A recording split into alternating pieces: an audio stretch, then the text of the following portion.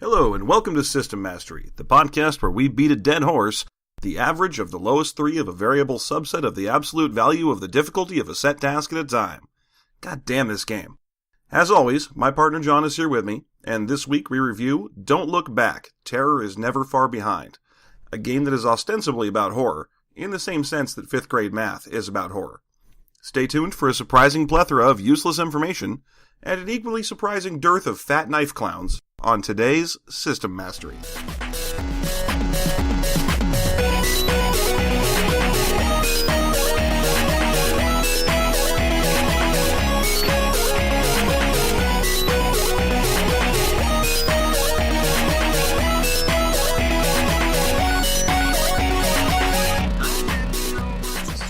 And welcome back. How you doing today, John? Doing so good. All right. So, this week we reviewed Don't Look Back. As you look back to see what the hell this thing is called. Terror is Never Far Behind. I don't know if that's actually part of the title or if it's just called Don't Look Back. I think. I mean, the TM is after Terror is Never Far Behind, so I'm pretty sure you say the whole thing every time. Okay, so the name of the game is Don't Look Back. Terror is Never Far Behind. Is this true? Probably. Accurate assessment? This is probably the most interesting thing about this game. So we bought this game at our local Nerdstabulary. Yeah.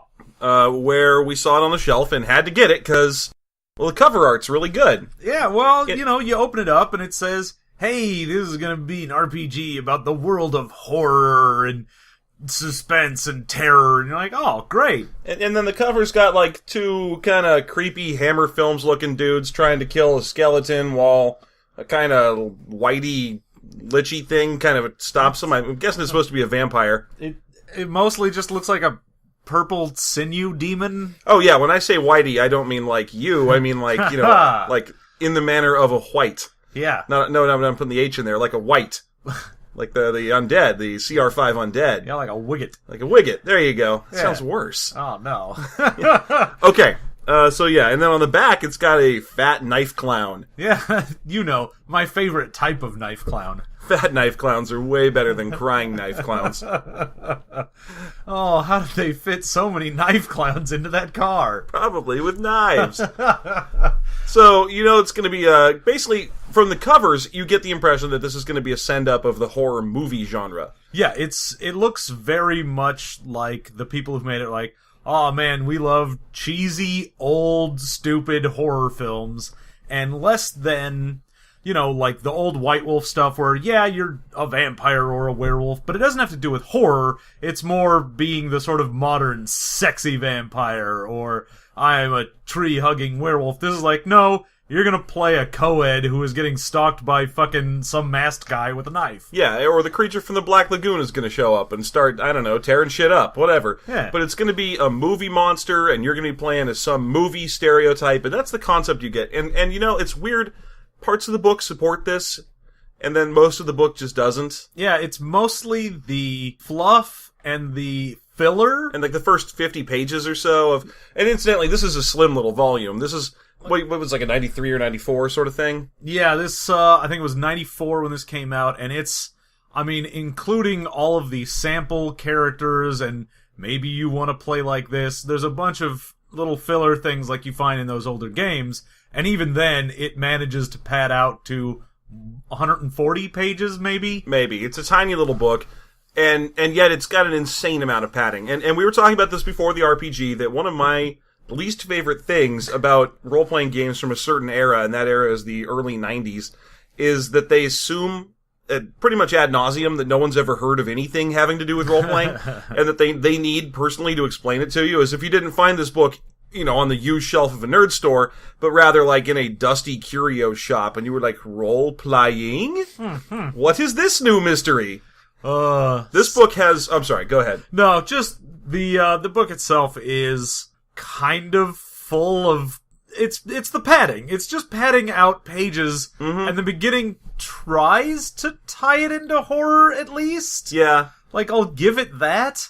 With a lot of that, like, role-playing is like playing pretend, except you use more than one person. You'll need dice. Yeah, but at least it does say, like, and in this world, there's gonna be monsters, but don't be afraid. So it does try to maybe tie it in, unlike the mechanics, which have nothing to do with anything else. So, after you make your way through the slog of the game explaining to you how to roleplay, and what dice are, and how many friends you'll need, and what a pencil is, and then it gets through this little section where it discusses the fluff, and it has a fun little story about two characters who discover basically a nest of zombies, and then they shoot at a zombie, and it doesn't do anything, and so they get in a car and drive away.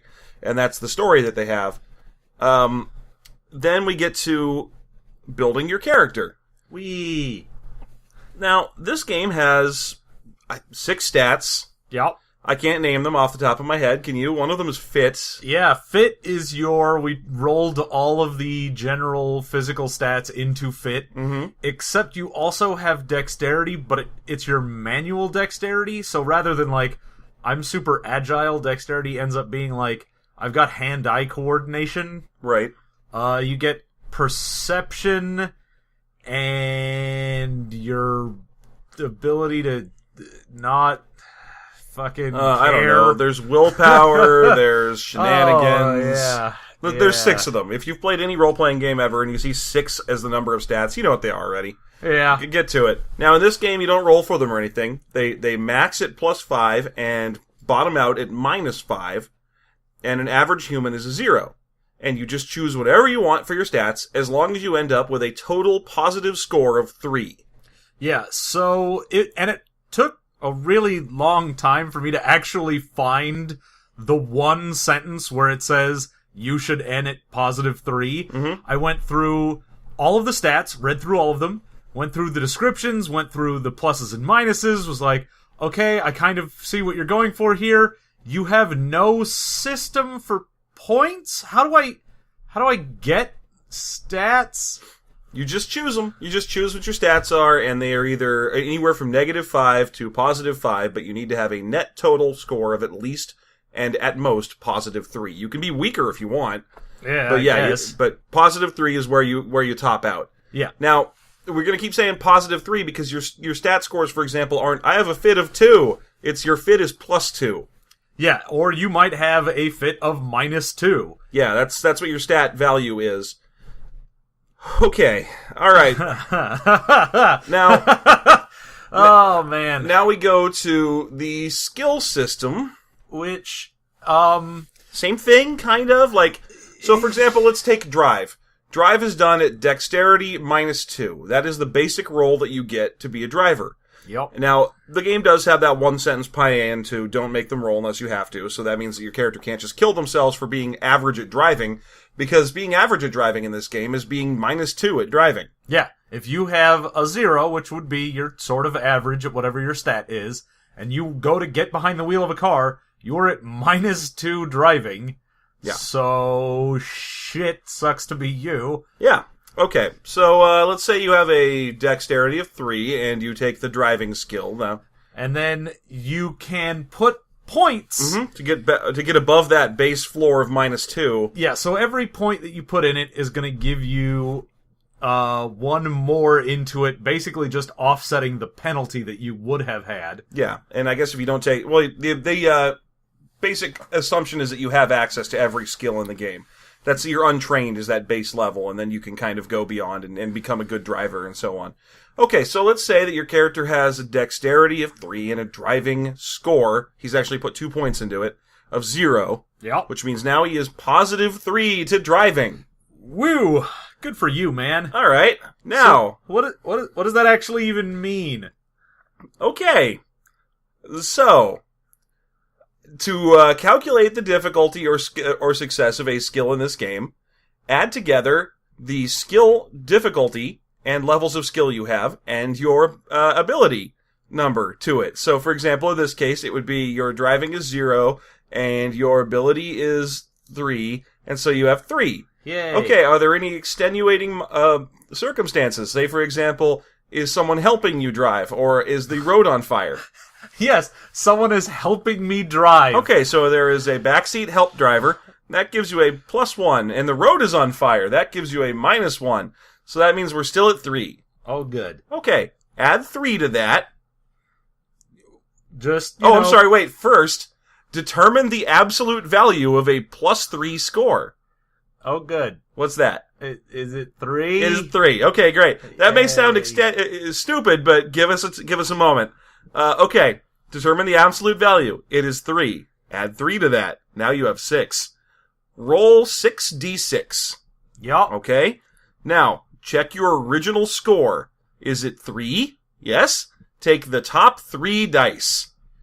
And you always take 3. 3 dice, yeah. No matter what you do, which is why they tell you to add 3. In case you end up with a zero total score. They have you add 3 dice, so at least you can see what your dice are. Yeah, no matter what, you're gonna have 3 dice to go off of. Okay, so that would be a random chance, basically. Like, for example, if you were a reasonably fit person or dexterous person trying to drive a car, you would have a 0, nothing's changing, you roll 3 dice and that's it. Yeah. Now, all you do when you go back and look at your original ability number is or the original skill roll you were making, is check to see if it was a positive or negative number.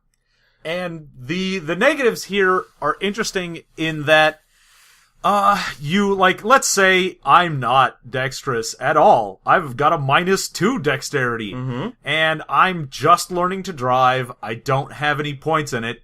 So it's dex -2. So that means I'm at -4 now. Okay, great. Let's take it from -4. So, you've got -4. Now, we've got no modifiers for this, so we're just gonna go with our -4. Hey, the road fire's out. Yay, and Miss Daisy got out. Okay. So, you now have a -4. You take your absolute value, which is 4. Add 3, so you're at 7. You're rolling 7 dice. But because it was negative to begin with, We go back and check. we have to see now. Okay, negative score, which means I roll those, I'm still taking 3 dice, but I have to take the worst 3 dice. As opposed to a positive score, which would have been taking the best 3 dice. Yeah. Okay, now once you've taken those dice, whether they're the worst 3 or the best 3, you go and you compare them to the general success at a skill check chart, which is just a bunch of numbers, but it's 3 to 18, of course. Yeah. And it's bell curved. So at 9 to 11, you have a moderate success, and below 8, or 8 and below, you're failing in various degrees. And then, you get up to 18, and you had a spectacular, awesome success. Super lucky, happy time. Wee, good for you. And those are how you do, that's how you do skills. And it's infuriating for some reason. I mean, it's not especially complicated once you get the concept down, but I mean, it's the only game I've ever seen that asked me to determine the absolute value of a given number. Yeah, the whole game's system really feels like some mathematician was like, you could really map out with these numbers and negatives and positives, and it would come up with a much better bell curve than trying to roll a d20, and I wouldn't have to worry about these pluses and minuses here or there. I'd have a set definition between these success rates. And you're like, oh, okay, man. But and I could use a single table whether you're good at a skill or bad at a skill. Yeah, it gets to a point where it kind of doesn't matter anymore. Like, there's a lot of adding and subtracting and then looking at whatever, and it especially gets bad once you start getting into modifiers for things. Right, like we mentioned, if someone's helping you or if the road's on fire. And those at least are straightforward. Like, you might get a -2 or a +1 or whatever. That's basically straightforward. But then you get into things where it gets to weapons, and weapons have not just damage that they do, they have a damage scale that you then multiply by the number that you got for your success. So if a damage scale is like 0.4, then you roll to see how well you succeeded, and if you got an 8, you take 8 and multiply it by 0.4, and then you take that number and round down, and that's the number of damage you did. Right, and how do we calculate how much health a person has in this game? It's their fit plus their will plus 5, because you need to add a plus 5 on there in case someone is both weak-willed and weak-minded. In which case they could just start the game dead or unconscious, which is still possible. Well, you end up going unconscious, and this is, again, really weird, you can have a negative modifier to your fit, your health track, and it doesn't matter until you get below -5, and then you fall unconscious. If you manage to get to -10 or below, then you actually die. Right, so it's impossible to build a dead character. So you could go ahead and build a guy whose starting health is -5, which means you have -5 to do anything physical, which I think you're still conscious, but you're Stephen Hawking, essentially. You just sort of can't move. Right, since you can still have dexterity. Yeah. Since that doesn't factor into your health calculation, it's possible to build a character who is extremely good at aiming a gun with his wheelchair headset. Oh, yeah, man. Isn't quite unconscious yet, but can't do anything else except think and shoot his wheelchair gun. Which is great, because then you can just, roll around and everyone's like, haha, that guy, and then you just hit a button and a machine gun pops out of your wheelchair, and you're like, what's up now, bitches? Of course, that sort of thing won't happen in this game, because this game has the stench of realisticness all over it. My verisimilitude! Yeah, there's a lot of that. So, when we were talking earlier about how this game has a wide range of skills, we weren't kidding. Oh, yeah, no, there's a whole shitload of skills in here. Now, for example, there is a skill in forensics, there's a skill in criminology, and there's a skill in detective work. Yeah. Oh, and in something about policemanship or something as well. Now, all of those have overlaps, but the game goes to great lengths to explain the differences between them so that you don't get confused. Yeah, no, it really needs you to understand that there's a reason they split up this one skill into 4 different skills. Right, so there's a million skills. A lot of them have to do with being a police officer. And one of the main issues here is they do give you the baseline, okay, it doesn't matter, you can still roll at the whatever base value of, stat minus whatever it happens to be. It's usually 2 to 4. But you only get 20 points worth of skill points to put into things. So, let's say, you want to do martial arts, and martial arts is, fit -4. Right. So even if you're I'm an average guy and I want to be able to kick without just falling directly on my ass, you have to put 4 of your points at least into it just to not have a negative anytime you want to do something.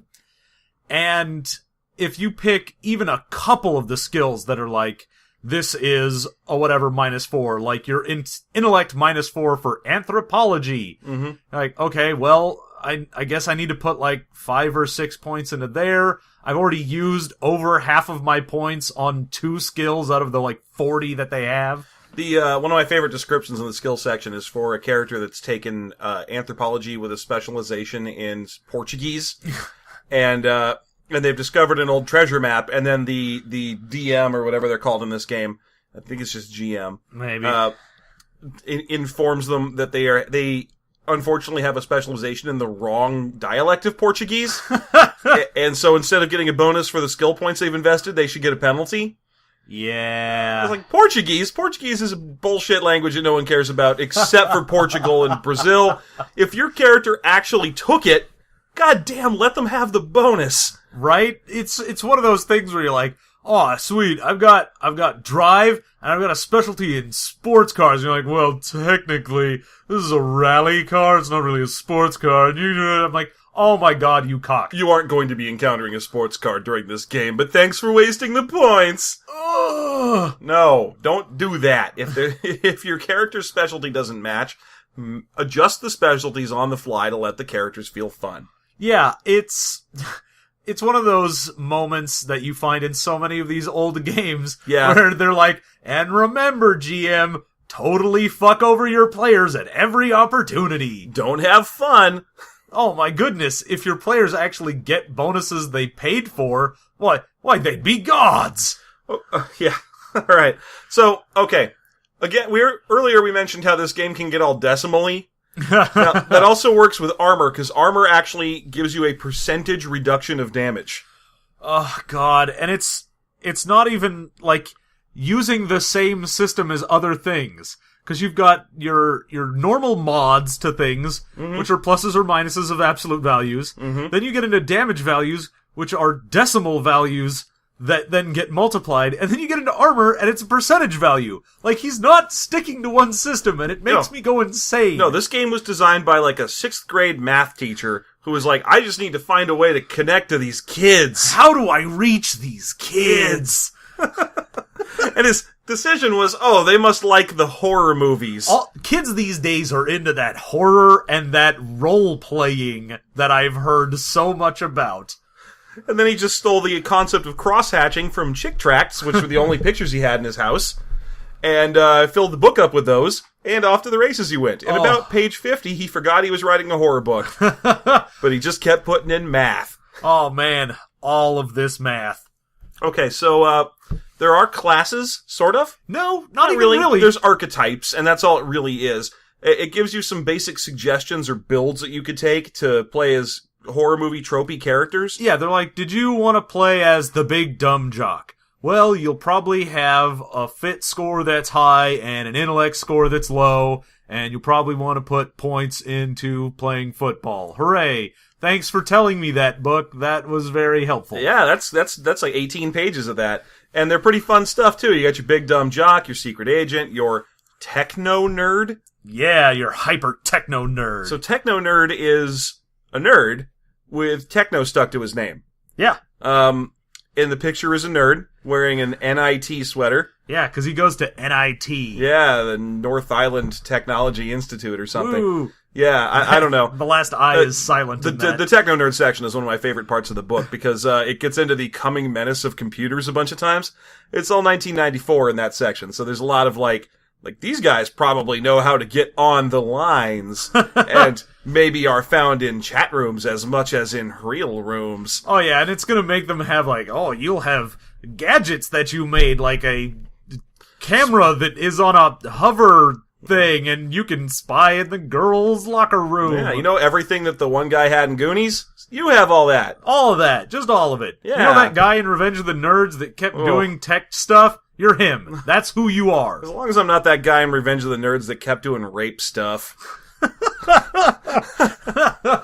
You mean the nerds? Yeah, pretty much. Yeah, that's good. There's a lot of rape in that movie. Oh, and a lot of trigger warning, Revenge of the Nerds. Illegal surveillance, and I mean, it's just that's a tough movie to watch and not realize that you're basically spending it rooting for the really bad guys. Oh yeah, no, you've got the jocks who are kind of assholes, and then the nerds who are just terrible people. And you know what's weird is you watch the jocks and you're like, oh man, they're so mean. They're these jocks. Let's see what they do. Oh man, they dressed up like farmers and sang from the back of a truck. They're the worst.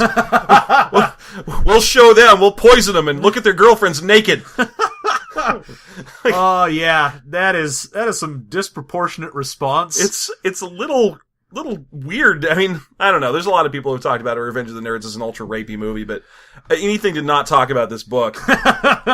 So yeah, it goes on. You've got a bunch of things like maybe you're the slacker or a clergyman. Oh yeah, the slacker's amazing. The slacker's literally, don't take any points in anything that matters. There you go. Yeah. Get into this game, kids. Come on, you're, I don't know, Janine Garofalo. Yeah. You're the, Seth Green's character in Scream. Yeah. Turns out to be really important to the plot, but you don't actually have any real important life skills, but maybe it'll do something for you. Sure, why not? Okay, don't let us confuse you into thinking that we're talking about a game that's about horror movie tropes, because as soon as you flip off the last one of those, which is, I don't know, clergy or secret agent or something, you're done. Now It's just ultra realism. How much damage would falling do? Which, okay, I don't normally like to read from a book, but I'm gonna do it anyway. Because the falling damage section, and there's a lot of random miscellaneous damage in here, including poison and fire and explosions. There's a difference between drowning and asphyxiation. Yeah. So, falling damage, though, is really weird to me. So, when you're making a damage check for that, normally if it was just you fell, you get damage based on every 5 feet fallen. Okay, that's fine. That's great. However, if it's from climbing, and you failed a climb check, then the result is proportionate to how badly you failed the climb check. and how badly you failed is how high up you fell from. Mm-hmm. So if you're trying to climb a 50-foot rock face, and you fail your climbing test, if you fail it very, very poorly, like you just really mess up. Say, for example, you rolled a 3. Yeah, you're gonna fall from all 50 feet up. Yeah, you made it to the very top, and then you just jumped off. Yeah. However, if you barely don't make it, like you get A an 9 8 or or a something, 9, then you just immediately fall after climbing 5 feet. Yeah, you get just slightly up and you go, oh, nope. Yeah, it really amuses me that the worse you fail, the better you actually did at climbing, you just then failed later. You know, on the one hand, it kind of makes sense. Like, if you roll poorly, then more bad things happen to you. Sure, that kind of I can see that. But you're right, it's weird to think that the character who rolls a 3 is theoretically a better mountain climber. He's just an unlucky one. Yeah. I just don't know how you do it differently. I guess maybe you'd say they'd have like a Wile E. Coyote rule where, your character rolls poorly, he gets 5 feet off the cliff, falls off, doesn't really hurt himself, and then the top half of the cliff slides off and crushes him. He gets a tiny umbrella. But yeah, the roll for that is just, alright, so, you're climbing a 50-foot rock face. Mark fails his climbing test. He rolls a 6 when he needed an 11 or better. He interprets this fall as of about 20 feet because he failed by 4 points, which is less than halfway to an extreme failure. Mark needs to make a fit test to see how he fares. His fit score is +2, but he receives a difficulty of -4 due to the height, so his attempting roll is -2. The result is 8, a marginal failure. Damage from the fall is equal to 10 minus the fit roll's result. Mark loses 2 points of physical health. If you see in that, just to find out, from failing a roll, how much damage happens, there's about 6 different math steps you have to go through to get to the point where you're like, and it's 2. Show You your took work. 2. Also note that it actually increases the difficulty based on how far you have to climb. So, for example, that's a 50-foot climb, so it's -4 additional difficulty, and so on. Which means that no matter how good you get at mountain climbing, you still really probably can't climb a mountain. Because a mountain's way bigger than 50 feet. Well, the problem is, your climbing skill isn't going to change. Your ability to not die, however, goes down drastically for the higher it is you're going up. Yeah. Which is... It's weird, because again, if you fail, and you only failed a little bit, then you didn't climb that mountain at all. So let's ask a question like this. Let's say Mark has to get up a 50-foot wall. Yeah. What if he chooses to climb 10 feet of that wall and then stop there? I think the guide is like going to punish you in some way. Okay, it's an old 90s book, so probably the wall falls over. Oh, you rolled a 3. Okay, your character forgot that he was only going to climb 10 feet of the wall, climbed 50 feet of the wall, and then turned around and jumped off. Yeah. That's, welcome to the 90s. You got up to the top of the wall, the DM's Pizza was up there, you slipped on it and fell down the wall. DM's Pizza. Not mentioned in this book. DM's Pizza Watch. Okay, Brought to you by Domino's. Yeah, go tell them that we sent you. Yeah. Yeah. Domino's is 50% off. Mention us. It'll happen. Yeah, ask them where our money is, because we don't know how endorsements work. We don't know what endorsements is. Meanwhile, finer fitting men's clothing at Bonobos. So, the whole book goes on its stupid mathy rampage for a good 50 pages of just stuff, and there is, during this time, no mention or even hint that anything is related to horror. No, None of the skills are horror related. Except for the ones that are kind of more policey, I guess, because there's always like a police character in a horror movie. Yeah, but even then you're like, oh, I've got, I don't know, mathematics. Well, there's a nerd in this movie. There's a nerd. Yeah, that's true. You're right there. But I mean, it goes out of its way to split up police skills more than I'm used to. I was kind of like, all right, well, that makes sense if it's a game about more private investigator guys. But even then, it doesn't have anything where the characters have skills or attributes or anything related to horror. I mean, if you look on certain games, like you look at, say, Beyond the Supernatural, or any of the more, like, into horror stuff, like if you're doing, say, Hunter from White Wolf, that's a little more into the horror section of Call it. of Cthulhu, or Yeah. You've actually got stuff that ties into it. So whether it happens to be that you've got stats for potential psychic energy in Beyond the Supernatural. Or the horror factor system. Yeah, or you get, like, a sanity rating in the Call of Cthulhu. There's something in the mechanics that clues the player in to the fact that this is a supernatural setting with crazy, weird, supernatural horror things happening. Right. And in some cases, maybe the players don't believe that or don't know it already. That happens fairly commonly. You know, you don't always have a character that's like, yeah, I know all about Dybbuk and things. I grew up on Monster Planet, and I know what's going on. Now, usually it's like, oh my god, horrible dark evils, and no one knew. Yeah, but even then, there's things in the mechanics that the monsters can use. Like, even if you don't have the ability to harness your potential psychic energy, there might be a psychic monster that feeds on it. Okay, great.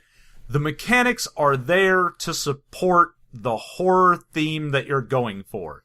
This game has nothing. You know what it does have? It has a little section when you get to the beginning of a paragraph about how to build a campaign in this world. It says, by now, you've probably realized that this book contains an infinite number of possible campaigns. You're right, book. By unlocking the power of imagination, you have bridged the gap to infinity. This book is... In 140 pages, it manages to cram its own head right up its ass to get a good smell of what's up there. It's incredible how pretentious it is about role-playing games, and how it is a role-playing game. Yeah, no, you can tell that the folks at Mind Ventures really thought that Don't Look Back, Terror is Never Far Behind, was just going to be the first in a long line of different games that were all going to use their Mind Ventures system, and that they wanted to make it as universal as possible, so that, you know, you could have a sci-fi game, or you could have a cop drama, or you could have whatever. Clan of the Cave Bear! And all that managed to do was make it so that it basically looked like you were reading a GURPS book, and then at the very end they were like, oh, and monsters or something. Yeah, and literally the book's about the size of that GURPS Lite book that floats. You've probably seen that. That's the GURPS book that's just the rules. Yeah. It's just, here's the rules you need to play GURPS, and that's the end of that, and go have fun. That's all that's in there. It's a useful book if you ever actually want to play GURPS, because it gets to skip past all that fluffy, crunchy stuff, or fluffy stuff to the good crunch. Yeah. It unfortunately is also a useful book if you ever wanted to play GURPS. Yeah, which, you know, is unfortunate for everyone if they're playing GURPS. Come on, GURPS, go out of business so we can review you. Oh, you've got so many books. We could say so much about your dumb crap. Anyway, this book, when you get very near the end, after it goes through this huge section of how to play a real world and how stuff like what'll happen when you get arrested, what are your rights when a cop tries to pull you over, is the story about getting one phone call real?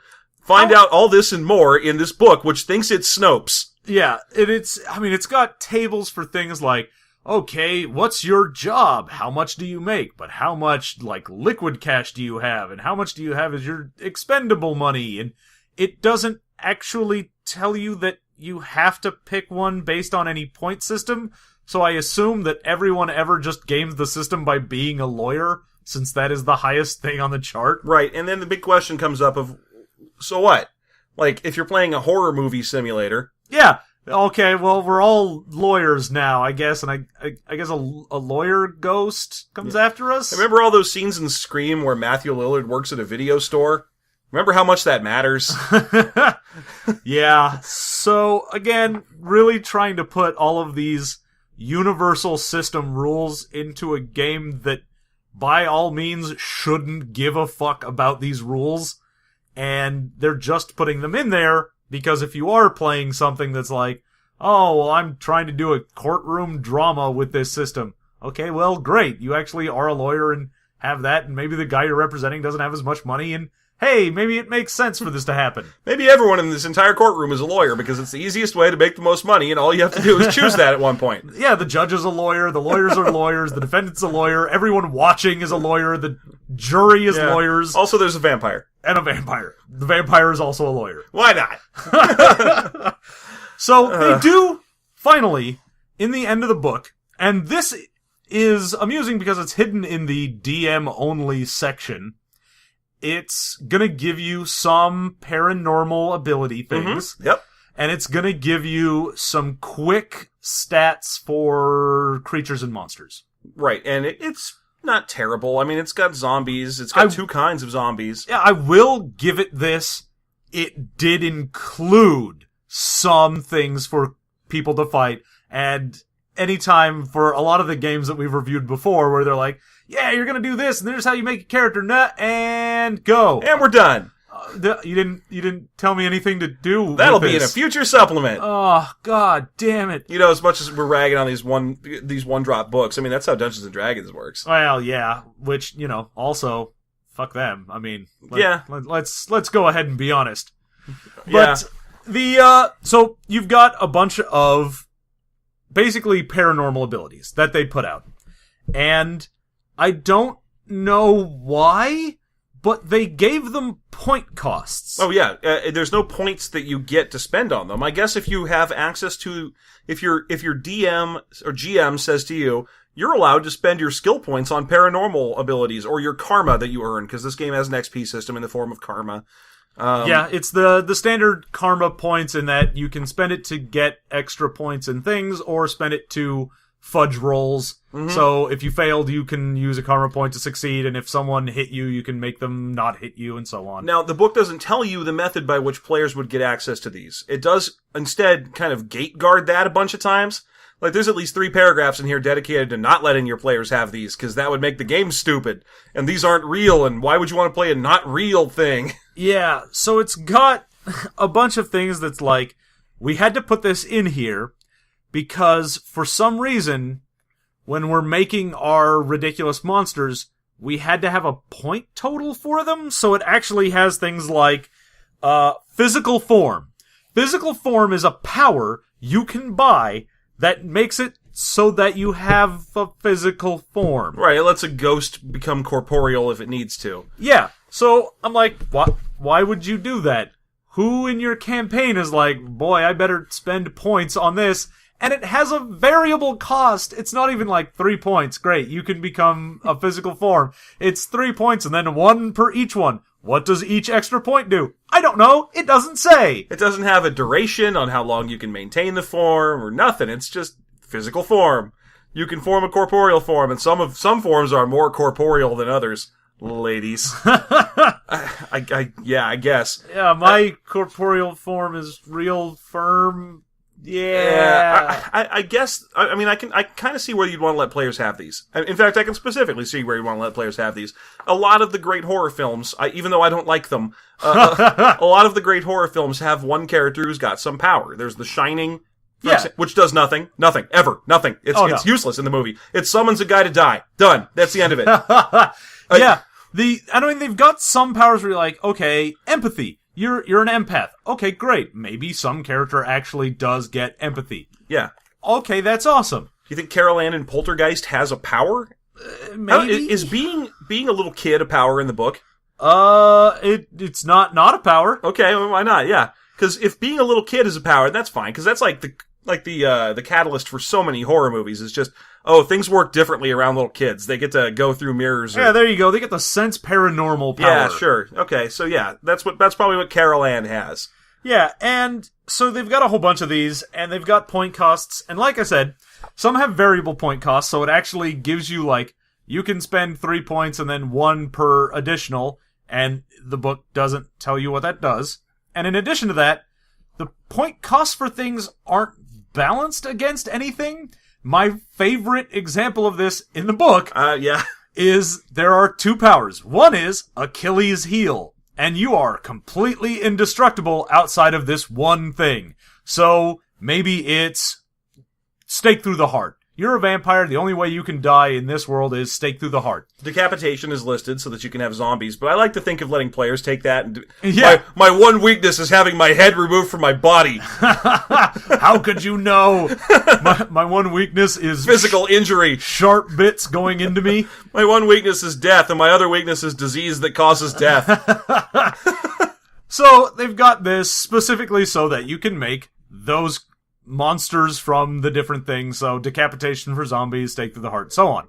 Other than that, you are completely invulnerable, except that you can still take penalties, and they do the example of, you're a zombie, you have the Achilles heel decapitation, but you can still have your arms and legs chopped off, and you'll be at negative a lot to do anything then. Okay. Absolutely, sure. And that costs 10 points. That's a lot of goddamn points. Now, they also have indestructibility, which is, you're indestructible. You don't have a weakness, you don't need to breathe or eat, you don't age, you do not feel remorse, and you will not stop until everyone is dead. You are a ridiculous, horrible thing, and the only way to stop you is to find some way to trap you. Yeah. This costs 10 points. There's no... Okay, there's two questions you got here. First of all, number one, would you let your players have that? No! Of course not, because it would invalidate the game. And second, if you were designing, say for example, Ultra Cthulhu, who can't be killed even by hitting him with a boat, and you wanted him to be your big bad in the campaign, and you set, for some reason, you're an insane GM, and you set yourself a budget to build your character, and you come to the end, and you're like, well, he's supposed to be completely immortal, but I've only got 7 points left. Oh well, I guess he's got empathy instead. No, see, at that point, that's when you take the disadvantage in paranormal things. Oh god, yeah, we'll come to that in a second, but the message I wanted to get across was, no you don't, because you're the GM and you're designing a goddamn monster. You give it the powers it needs, and that's how you design it. Yeah, the fact that all of these things that aren't for PCs, and even things that if you were to say, okay, maybe we let you have a few ones, there are ones that are specifically never going to be allowed for PCs, still have point costs, and it makes no goddamn sense. Right. If the game had like an ultra codified XP budget system where it was like, you can build a monster and it's worth X XP, that it's easy to determine based on whether or not it has these powers. It's not. In fact, most of these powers don't even do anything. They just say stuff like empathy. Sometimes you get the impressions of others. This costs 3 points plus 1 point per point. Wait, what's that other part do? Nothing! Even more, you're even better at vague whatevers. Yeah. The whole thing, the powers read like, hey, you're the GM, you'll figure out what you need to do, except it then gives it a cost. And, like you say, it's not like there's no XP in this, there's just the karma points, which are probably just, hey, did you survive the session? Yeah. I guess have a couple karma points. It's got a lot of that, did you roleplay well today? Yeah. Give a best reward, or best roleplayer reward. Working as a team. Oh, yeah, let's go ahead and put that out there too. I don't think either of us is on board with the whole varied XP totals. No, anytime you end your game and someone's like, dude, I got 500 XP, and some other guy's like, I got 300. Fuck you, I hate you. Yeah, I got a rock. Yeah. The same thing with also, if a character dies, this is a 90s and 80s DM thing, is, does your character die? You're starting over with level 1. Yeah. Oh, great. I'd love to not contribute for the rest of the game. Thanks. It'll be fun for everyone involved. You sure you don't just want me to go read 20 pages of a dictionary at my house while you go for pizza? Yeah, I'm sure, because this will last longer. Oh, God. Yeah. Okay, so don't do the variable XP thing. Just keep your party even, because honestly, that metagame XP development stuff should just be part of the fun and not, an embittered little battle over power. Yeah, and I mean, at least if the karma points weren't also your XP, you could go, hey man, nice role playing, you get a karma point, and then it's a bonus that doesn't affect your progression. But in this, because it does both, it's kind of annoying. Yeah. Now, and again, there's no set XP for monsters, which means you get the exact same amount of no XP for killing a spider as you do for killing a mummy. So It doesn't matter what the budget on stats is for any of these, because it doesn't matter in the game mechanics. So, but they put it in there. Presumably because this is a universal system capable of generating an infinite number of potential worlds in which for your mind to explore. Reading Rainbow. Oh, God. So, so presumably there's another Mind's Eye Venture game out there where they use all those XP budget mechanic things to let people soar through the space lanes. I'm pretty sure this is the only book that Mind Ventures put out because, I mean, come on, man. I don't know. Maybe I'll add an addendum to this one, but honestly, we're following our own rules for this book because nothing about this book made either of us open up an internet browser. Oh, man. Nothing about this book made me want to open up the book. I kind of did. I mean, it's got that fat knife clown. Yeah, but that's on the back. You don't need to open up the book for that. You just look on the back for the fat knife clown. I'm like, oh man, fat knife clowns. This book's got to be full of things. I'm looking forward to every 80s horror movie trope if I got Killer Clowns from Outer Space on the back. Yeah, except that's also probably one of the best art in the book. Clearly not done by the guy who did the inside of the book. Because the guy who did the inside of the book is Mr. Crosshatch. Yeah, everything is just, I'm a guy, all of my clothes are made out of crosshatches, and I'm wielding this crosshatch knife. Yeah. My favorite thing about the art in the book is they give you their template character, Mark. When they build Mark, they set him up as a eager young college student who works in a science lab and looks exactly like Willem Dafoe. Like exactly Willem Dafoe in a yin-yang t-shirt. Yeah, it's Willem Dafoe wearing a yin-yang tank top. Willem Dafoe is Double Dragon. How old would you say Willem Dafoe is in the, let's say 1994, like 1,000? like give or take? Yeah, like he's an undying lich and he looks like it, right? That's Willem Dafoe. He is not an eager college student and he never was. Yeah. It's kind of a weird image. I'm pretty sure Willem Dafoe was and is and shall be. So, yeah, that's a weird picture to kind of base your man off of. Right, I mean, he's supposed to be your main character, not Max Schreck as Nosferatu. Anyway, there's a lot of that. The book's completely full of ugly, older than they need to be crosshatch-looking characters. Even the little bit of TNA they throw in there is creepily crosshatchety. Yeah, and if they aren't doing just full-on made out of crosshatches, everything is sinews. Every muscle is so defined and then overly defined so that you've got, multiple muscles where one should be.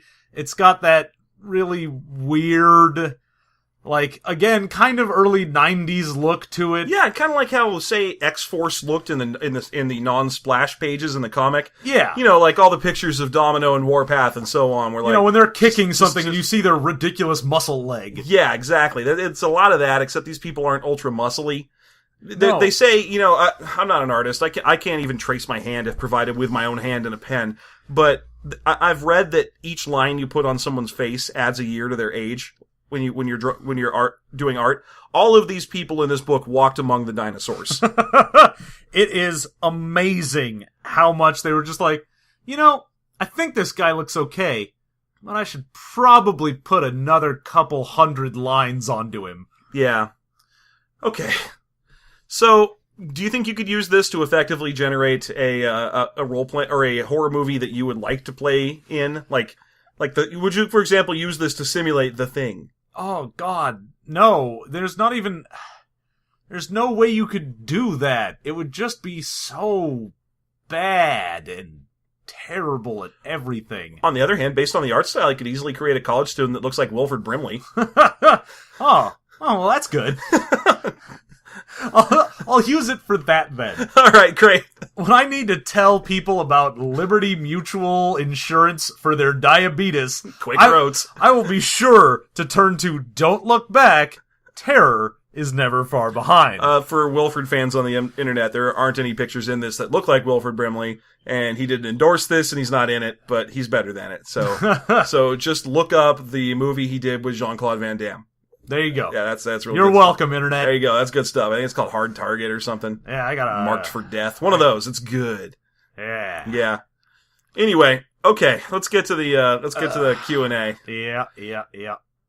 John, what is your favorite thing about, I have to look at the name again, Don't Look Back, Terror is Never Far Behind? I can't just say fat knife clown, can I? You can if you want to take it away from me. I won't steal that. No, it's all you. No. Right. You know what? I'm gonna say, they've got a lot of math in it. God damn it! I don't even. I like math. Jesus Christ. It's so disappointing. You guys don't understand the thing. I'm not a big horror movie fan, or even a really particularly big movie fan. John, on the other hand, loves horror movies. I love them so much. And so he works at this particular Nerdstabulary, and that book was sitting across from him on the used shelf, just singing, just calling his name, like a shipwrecked siren, just sitting there, just singing to him. I'm horror themed. And then it dashed me upon the rocks. Oh yeah. The upper half is all sexy lady, and the bottom half is all like mutant fish dogs. And the bottom half is just math. Yeah, that's all it is. That's what Charybdis was too. Charybdis was beautiful on the top and math on the bottom. I'm caught between a whirlpool and math. Ugh. God. So that's why he's so sad. Okay, you know what? Let's try and break it down. The best thing about this, I'm gonna go ahead and say that the actual bell curve resolution within and of itself is fairly well designed. Mm-hmm. The positive versus negative and keeping the highest or lowest, and the absolute value thing is a lot of work that is unnecessary. Mm-hmm. But the resolution of it does come out to be fairly good. Yeah, once you get past all the calculating your roll mechanic, the actual roll generates an interesting result. It's nice that they went ahead and respected the bell curve. Yeah. I will say that it did, for all the math that it did, it at least did the math well. Great. So there. Okay, my favorite thing about this game is that there's a fat knife clown on the back. Once again, a fat knife clown on the back. I would like to... Hold on one second. Yeah. Now, there you go. It's not an especially good drawing, but it is a cool fat knife clown, and I would not be averse to a game where I had to escape or kill a fat knife clown. That's good. Okay, John, what is your least favorite thing about this game? I'm gonna have to go with the variable damage. The decimal damage, it just... We didn't get into that enough. I mean, seriously, like, let's say you hit someone with a club. It does 0.2 quality damage. So, did you hit with a total score of 7? Multiply 7 times 0.2 and round down. That's how much damage you did. Aren't we having fun dividing 7 by 5?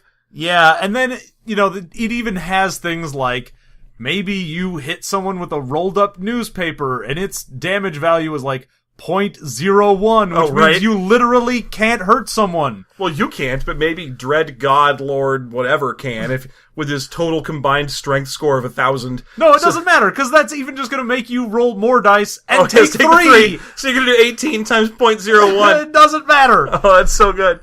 So, not only that, but they also have the varied things seem really weird. Like a 10mm pistol is a 2.0 damage. Which is insane. Which is also like the same damage as a sawed-off shotgun. More damage than a high-powered rifle. Yeah, and a flamethrower is 1.0. Yeah. I don't know about you, but I'm pretty sure if you get hit with a flamethrower, you're fucking done. I feel like a 10mm pistol is actually a 10mm cannon.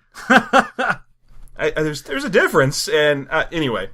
Okay. So yeah, the decimal point damage system, I don't even care if the math on that works out to be good, because I just hate it. Okay, my least favorite thing is that I've already read through D20 Modern, Haven City of Violence, a couple other books in this same genre that are basically married to this concept of generating a realistic world. Like, how much damage does a bullet do? How far would you fall and take damage? How long can you be underwater? And it's the realism, it's this early 90s sense that realism is the only thing that really matters in role-playing games that I can't stand. And this book does it worse than the others, with way more math than the others, and there's nothing interesting to keep me attached. At least with Haven, there was the racism I could kind of point and laugh at, or the general kind of faux badass punk tone that thing adopted with its, fuck you if you don't like this page. At least when I'm looking at something like D20 Modern, I go, okay, yeah, I didn't like it a lot because it was sort of vanilla and bland until you get to, like, Urban Arcana. Mm-hmm. But at least that's what it was going for. Yeah. It didn't try to sell you on something else. Don't Look Back, Terror is Never Far Behind, tries to sell you on the horror theme and delivers nothing. Oh yeah, this book is the equivalent of like the little toothbrush that you get in your Halloween candy bag. Oh God, I just want to go back to Mind Adventure's house and egg it. Yeah, right? I mean, that's what this is. This is the guy who gives you a biblical pamphlet. Or in this case, it'd be a little word problem. Like, oh, yeah, thanks for that. Thanks for giving me a little math booklet for Halloween. You gave me a book that says math is fundamental. And that was my little gift for Halloween. There you go. All right. My least favorite thing about this book is what I just said. Sorry, I forgot I said that. We'll cut that out. Would you play Don't Look Back? I'm not even giving it a whole name. If I can't remember it after 5 times, it's for a reason. It's because I'm attempting to pre-erase this. I'm gonna whiskey it out in a few minutes, and I'm just getting the rails smoothed. Go ahead. Yeah. You would? No. Oh. Jesus God, no. Even I can't come up with a scenario where someone would come up to me with this book and go, "I'm really excited and I want you to play in my game," and I wouldn't be like, "This is an affront to everything I hold dear in my life. It shits upon role-playing and upon horror. You, sir, good day, sir." He's pointing at me, but I read this book first, and I called him at one point to say, "Oh my God, this book uses absolute values. You actually have to determine the absolute value of a number to determine how many dice you roll for something, or to calculate what your dice effect is." And I wasn't eager to beyond the fact that I knew we were going to dump on it verbally later. Okay, would I play this game? I don't know. I probably would not. Although I might be tricked into it by because you could easily be mistaken into thinking you're playing something else since there's nothing here. Yeah, I mean, if someone just handed you a pre-made character sheet from this, you'd go, "Oh, this just looks like a Willem Dafoe. This looks like Willem Dafoe, and he's got stats that I recognize from RPGs. I could play this." And then he's like, "Wahaha! You have fallen into my math trap. See if you can find your way out of my fiendish math maze. Find the lowest common denominator to live." Oh! Okay, so no, neither of us would play Don't Look Back, whatever the fuck. City of Violence, Sky Realms of Terror, of Joe Rune, of whatever. It's never far behind. Yeah. Okay. No, neither of us would play this. Would you play a good horror game? Oh God, I want a good horror game so bad. I want it inside me. Mm-hmm. Now, what's the board game that we both enjoy? That Betrayal at House on the Hill? Okay, Betrayal at House on the Hill is a good example of a horror game. Play that instead. There you go. Did you want a recommendation maybe for the masses who crave horror like you do and we're hoping to play in it somehow? Because I'm going to go with that board game because I really do enjoy it. It's fun. Yeah. It gives you that theme. You can get any of the Cthulhu games will basically give that to you. Probably Eldritch Horror is your best bet. Now, earlier we actually praised Beyond the Supernatural. Because I would like to apologize for that. Yeah, I thought I should mention that we brought that up and praised it because it has a horror factor system. Would you play Beyond the Supernatural? Dude, I would so play Beyond the Supernatural. And you know why? Because it's from Palladium Games and nothing they do is ever bad. I know. Well, the reason to play Beyond the Supernatural is to toss out all the bullshit classes it has in it, replace them with ninjas and perhaps super spies, and then go to town. Or maybe a Teenage Mutant Ninja Turtle. Or other strangeness. Oh, perhaps after the bomb. Perhaps. Okay. So, this has been Don't Look Back, Terror is Never Far Behind. I'm going to ask you one more question because we have some more time to kill here. What's your favorite horror movie? Oh, don't do that. Yeah. Okay. I'm going to get people that disagree with me a lot. I really like The Ring, like a whole lot. Mm-hmm. I think the American version was a much better version than the Japanese one. It had a lot better tension. It uses sound really well to key into moments from the videotape into those in the real world. It does a slow burn and it doesn't suck balls like Don't Look Back, Terror is Never Far Behind. Okay, and my favorite is The Thing. Which is also in my top 5 because it's a fucking amazing movie. It's an amazing movie. The tension is really, really well done. It's really fun to watch, and I'm a huge fan of Brimley. Yeah, it gives you ridiculous paranoia and Brimley. Yeah, and it's also got some unbelievably gory effects that I'm a fan of, just slightly off the margin, or off the center of the screen, so you're always left guessing at what the fuck is happening. It's well done. No, so, and it's got practical effects instead of the CG, which makes it look a little more immediate and real, which is wonderful. Absolutely. Neither of these movies could be simulated with Don't Look Back, so don't try. We just wanted to mention some good movies. I would just like to mention how much other things are better than Don't Look Back. Terror is never far behind. Yeah. Which granola bar would you rather eat than play Terror? It's never far behind. The razor blade granola bar? The I'm granola pretty sure bar I got full that of meth. for Halloween as well. The on-fire meth granola bar.